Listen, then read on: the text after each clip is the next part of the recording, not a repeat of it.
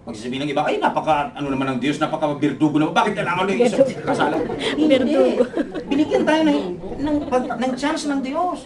Nakarinig ka ng gospel. Kaya kung narinig mo ngayon ang gospel na si Jesus namatay para sa iyo at hindi mo kinilala ang ginawa ni Kristo, hindi mo tinanggap ang gospel. Kaya nga gagawin mo lamang, ginawa ni Kristo ito na hindi naman, di ba, while we are yet sinners, Christ died for us. Amen. Ang kailangan lang natin gawin, maniwala sa ginawa niya, Lord. Kaya nga di ba nang tumanggap kayo, sinabi ninyo, Panginoon, nagsisi kayo dahil si Lord ang pinahirapan, salip kayo. Si Lord ang nagdusa, namatay sa krus ng Kalbaryo, salip na tayo makasalanan eh. Amen? Kaya nga hindi pa ba sapat yun para maantig yung damdamin mo, nasabihin mo, Lord, kahit sa oras talaga ito, tatanggapin kita, Panginoon, talaga. Grabe ang ginawa mo, Panginoon, di ba? When you realize the degree of that grace that God has done on your life, talaga, sasabihin ko po sa inyo, you're going to treasure the salvation that you have. Amen. Amen? Amen ba? Amen. Hindi kayo mabubulok doon sa impyerno ng walang hanggan. Amen. Nalipat mula sa kamatayan patungo sa buhay ng walang hanggan. Amen. Amen ba? Amen. At yun ay ginawa mo lamang by faith, by just declaring what have you heard and believed. Amen? Ganun po ang nangyari. Kaya nga, ang sabi po dito, ang kaligtasan natin mula sa pananampalataya at kinakailangan to faith according to our text. Kaninang binasa. In other words, may mga Kristiyano kasi nagsimulang manampalataya and then kalaunan tumatagal parang ang kanyang buhay nandoon na nababalik na naman sa parang mga reglamento. Pupunta ka sa church, linggo kasi kailangan ko pumunta. Pupunta ka, magkakanta ka, kasi nakasama ako sa praise and worship. Nakuha niyo ang ibig kong sabihin? Nauuwi tayo sa tinatawag na formalities. Nawawala yung tinatawag na simboyo ng damdamin na mainit na pagpupuri at pagsamba sa Diyos sa lahat ng ginagawa natin patungkol sa Kanya. Yun ang kailangan natin. Yun ang pananampalatayang hinahayag. Medyo malalim yung pagkatagalog natin. Mga simboyo ng damdamin. Parang sa drama ko lang napaparot na. Di ba kinakailangan, kumbaga para madigtinan natin mas malapit, yung pag nai-inlove kayong kakabog-kabog lagi, pag nakikita mo yung love mo, yung kinakabog ka lagi. Di ba sabi ni Jesus, ang gusto niya yung hindi natin makalimutan yung first love natin sa Kanya. Yung kapag patungkol kay Lord, na para kang ukasi, di ba? Nagmamahal parang ukasi, di ba? Di ba? Di mo na maintindihan, ikaw mismo di mo na maintindihan nangyayari sa'yo. Yes, that's exactly what we mean when we keep on believing and having faith in Jesus, treasuring Jesus in our life. Amen. Enjoying Christ, enjoying His presence, Amen. enjoying everything that He's doing in us. Amen. Yan yung faith na living.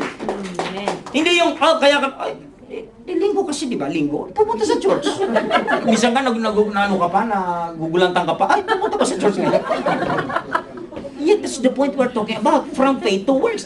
At tayo, palibhasa, lalo pa itong ginagawa mo lahat. Ito naman, nakikinig naman ako sa mga teaching ni Pastor Monte. Ito naman, nagtatights naman ako. You feel you're okay already. That's not the point. Even you are giving your tithes if you do not have faith. That is what? That is useless. Correct, that's useless. Kinapagala from faith to faith, not from faith to works. Amen? So yan po ang reason. Kaya nga tanda natin, yan ang unang reason ng bakit ang faith ay mahalaga maunawaan sa buhay natin. Dahil ikaw yan ka. Kain mo ba ng tubig? Ikaw yan. Ikaw yan. Sabi mo nga sa katabi, ikaw yan kapatid. Ikaw yan.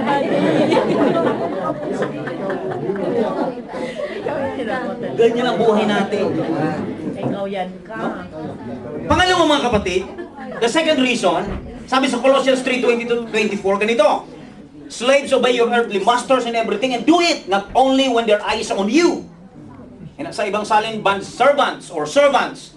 Sabi dito, gawin nyo anya, sundin nyo anya yung mga masters, mga amo, mga satcho, and do it not only when their eyes is on you. Diba? May mga tendency kasi pumunta dyan, amo mo, saka lang pakitang gilas ka na. And to win their favor, but with sincerity of heart and reverence for the Lord. Tuloy natin basahin ito para maunawaan natin ang point natin. Whatever you do, work at it with all your heart. Ano man daw ang gawin natin? In other words, tinutukoy po sa talatang ito, wala ito sa church. Sa panahon nila, mga alipin ito nasa bahay, mga alipin sa bahay. Sa panahon natin, mga manggagawa, mga empleyado. Hello? Okay, wala ito sa bahay wala ito sa church. Na, sabi dito, work at it with all your heart as working for the Lord, not for men. Pag kahit pa saan ang ginagawa natin sa buhay, bahagi ng pananampalataya natin, gawin ng mahinusay ang lahat ng ginagawa natin. Trabaho man yan, nagluluto ka man yan, naglalaba ka man yan. Ano? Hello?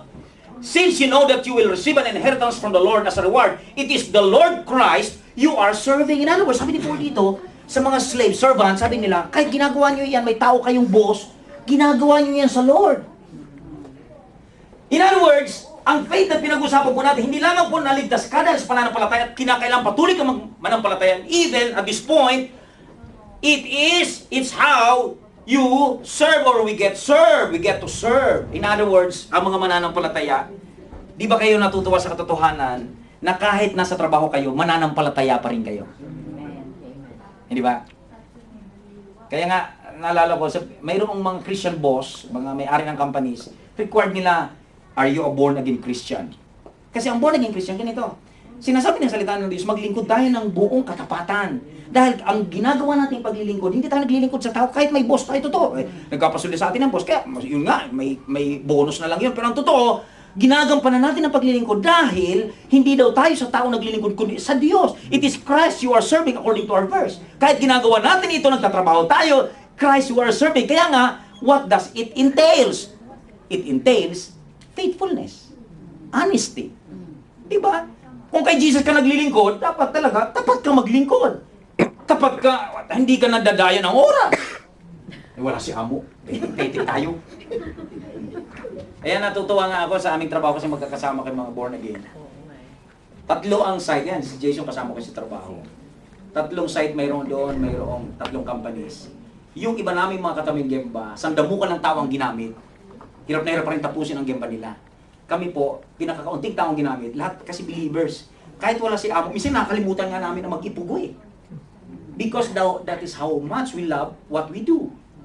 Because I believe part of a believer, of a Christian, is to do everything you are doing with all your heart, as if you are doing it to the Lord. Amen. Amen? Hindi ba kayo natutuwa na hindi ka lamang po nakakaisip na Kristiyano ka dahil nasa church ka? Kahit nasa trabaho, Kristiyano ka kasi lahat ng ginagawa mo para kay Lord.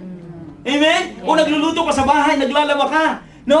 Ginagawa mo ang lahat ng bagay na ito, pinaglilingkuran mo ang asawa mo, ginagawa mo ito hindi dahil lamang sa asawa mo, kundi dahil kay Lord. Kaya ako ganito, tapat ako dahil kay Lord. Amen? Amen. Nag-isip ba tayo na gano'n? Ang Kristiyano gano'n po. Kaya ang mananampalataya tayo. Laging ang pananampalataya ang umiiral na mamayani sa buhay mo, hindi ba? Amen? Kahit nasa trabaho ka, mananampalataya ka. Minsan nakakalungkot. Sabi ng mga unbelievers, di ba naging daw yun? Oo! Pusigit na sismusa sa trabaho namin! Ito, di ba may mga ano ako niyan, nalulungkot ako sa gano'n. Lalo pat ang mga unbelievers nag-expect na iba ka. Kaya huwag kayong magtaka kung may mga kasama kayong unbelievers na ikaw na lang lagi ang tinitignan kasi nag-expect silang iba ka. Pero kung nakita kang parang wala ka rin pinag-iba, ikaw. Kaya no wonder, kahit ano sabi mo, alam mo, sama ka sa church. Di ba? Hello? Amen. Kaya nakikita lahat. Kaya alam niyo po, ang testimony natin as a believer having our faith is just enough to win people to the Lord. Amen. Amen. Kasi they can always see the difference. Ako nga mo kapag uwi nga, lagi ko sasabihin, mag-church kami, Japanese na kami kako dito sa Shonan. Minsan daw bibisita siya dito. Amen, Ang lagi, amen. ang swerte-swerte mukha ko eh. Ang term nila swerte. Mapalad ka. Di ko kaya ipaliwanag kasi lahat sa Japanese. Anatawa huntos.